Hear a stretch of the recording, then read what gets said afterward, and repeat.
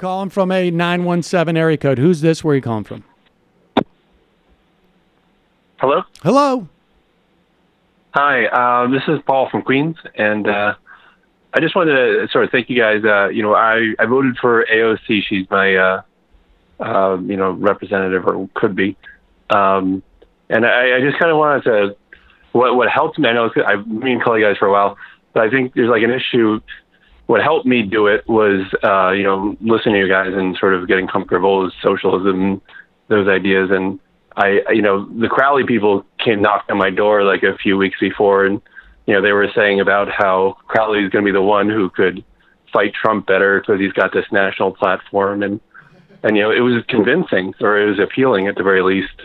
And I think what you guys do well, I think, isn't more than like preach to the choir, you sort of radicalize the choir.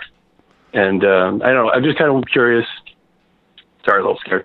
But I got to talk to my parents about like Cynthia Nixon. Yep. And I'm like, you guys should vote for her. She's great. They live somewhere else in New York. And they're like, what are her chances of winning? And just like it's sort of like they're lifelong Democrats, and the idea that they can't see that if they just vote for Cynthia Nixon for, in New York for governor, that she's 100% chance of winning. Okay. And like, so they're asking, they're saying, if we vote for Cynthia Nixon, is she going to lose in the general?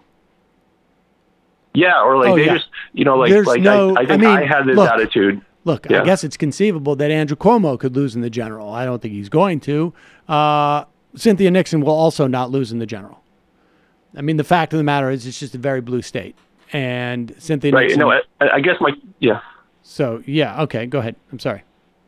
No, but I guess my question is, like, it seems like Democrats in general, like, our biggest problem, there's this big problem on the left of, like, going for something safe. Like, there's an instinct of, like, okay, they have corporate or power or some kind of... I don't think... Listen, I don't think it is wrong to make an assessment as to whether someone can win in the general election as to whether you want them to win in the primary. I don't think that's a wrong calculation, or I don't think that's a wrong factor to consider. Let's put it that way.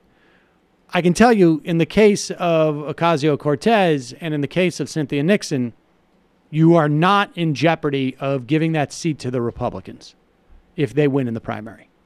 And then from there, it's a case-by-case basis. I don't think that it is an absurd thing to consider when you're voting in a primary. I don't. I mean, it just sort of depends on what the broader context of the general election would look like. But do you think that Democrats sometimes, or I feel like there's this chronic need to sort of compromise or there's something where we're looking for like a safe candidate. Sure. Do you think that's a problem? I mean, I think it depends on the race.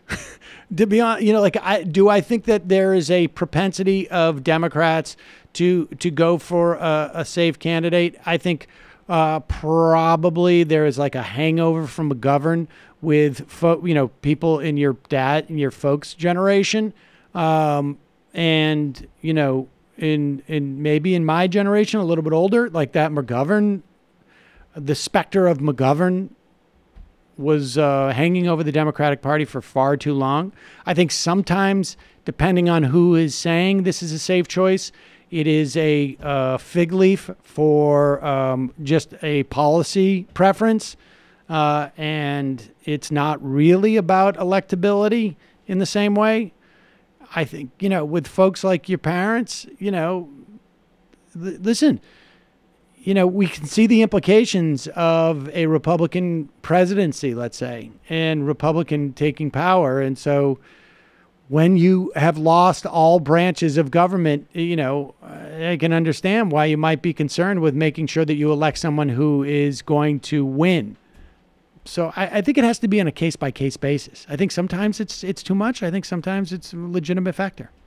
But do you think maybe more broadly, maybe just... No, you've made this point about Democrats changing in terms of polling, in terms of their desire to compromise. Without a doubt. So, I mean, there might be a broader cluster of things that the caller's pointing to of Democrats being Yeah, like not being stupid, right? Like, of course, assessing a general election is relevant, but being a little bit more aggressive, thinking a little bit more. I think, broadly speaking, Democrats are getting more aggressive. Yeah, I think true. Whether it's in terms of their not wanting their leaders to compromise, whether it's, I see this echoed in the conversations I had at the AFT convention where union leaders were like, I regret that we did not take more labor action over the past 20, 25 years.